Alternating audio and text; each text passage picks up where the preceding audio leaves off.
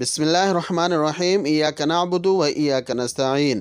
سوال یہ ہے، اگر کپڑوں پر شراب گر جائے تو ان کپڑوں میں نماز ہو سکتی ہے یا نہیں؟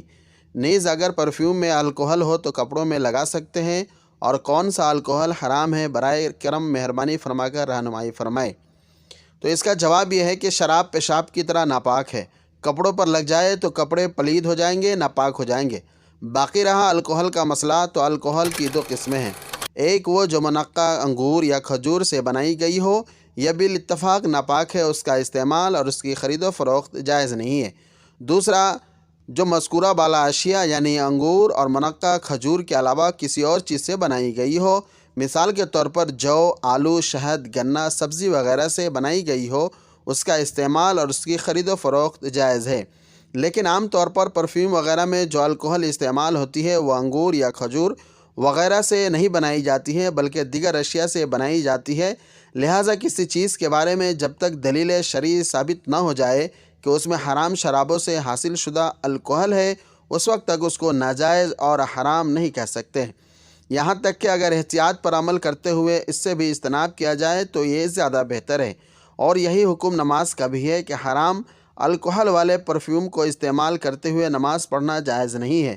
لیکن دوسری قسم والے، یعنی اگر کسی نے انگور یا کھجور وغیرہ سے بنائے ہوئے پرفیوم کو استعمال کرتے ہوئے نماز پڑھا تو نماز پڑھنا درست ہوگا اور اس پرفیوم کے استعمال شدہ کپڑے پاک رہیں گے۔ دوسرا مسئلہ یہ ہے، کیا بلی کا جوٹھا حرام ہے؟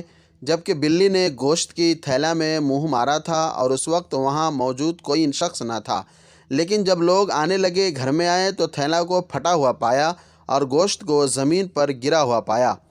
تو اس کا جواب یہ ہے کہ واضح رہے کہ بلی اگر کھانے کی چیز میں منہ ڈال کر کچھ کھا پی لے تو کھانے یا پینے کی بقیہ چیز اور وہ برتن ناپاک نہیں ہوتا ہے، اور اس کے بچے ہوئے کھانے یا پانی کا استعمال حرام نہیں ہے بلکہ وہ مکروہ تنزیہی ہے۔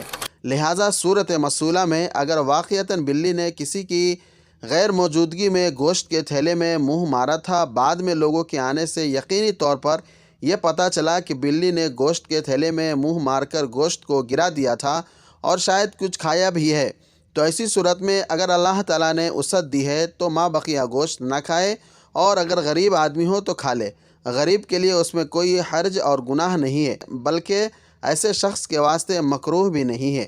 یعنی اس مسئلے سے یہ سمجھ میں آیا کہ اگر بلی نے کسی چیز میں منہ ڈال دیا ہے تو اس چیز کو کھا سکتے ہیں، پی سکتے ہیں، وہ ناپاک نہیں ہوگا۔ آج کا تیسرا مسئلہ یہ ہے کہ ہاسٹل میں رہنے والے بچوں کے کپڑے اکٹھے دھوئے جاتے ہیں اور اندیشہ ہے کہ ان میں کچھ ناپاک کپڑے بھی ہوتے ہوں گے، تو کیا ہاسٹل کے دھوبی سے کپڑے دھلوانا درست ہے؟ تو اس کا جواب یہ ہے کہ دھوبی سے کپڑے دھلوانا صحیح ہے، خواہ پاک کپڑے دھلوائے جائیں خواہ ناپاک ہو، کیونکہ عموماً دھوبی پانی کی اتنی مقدار استعمال کرتا ہے جس سے ناپاک کپڑے بھی پاک ہو جاتے ہیں۔ البتہ احتیاط کا تقاضا یہ ہے کہ ناپاک کپڑے پاک کر کے دھوبی کو دھلنے کے لیے دے دیے جائیں، اور دھوبی کو بھی چاہیے کہ وہ دھلائی کے دوران کم از کم آخری مرتبہ بالکل صاف اور پاک پانی سے کپڑے نکالے تاکہ کسی قسم کا شبہ باقی نہ رہے۔ تو اس سے یہ پتہ چلا کہ دھوبی سے اگر ہم کپڑے دھلوائیں گے تو جائز ہے، کوئی مسئلہ نہیں ہے۔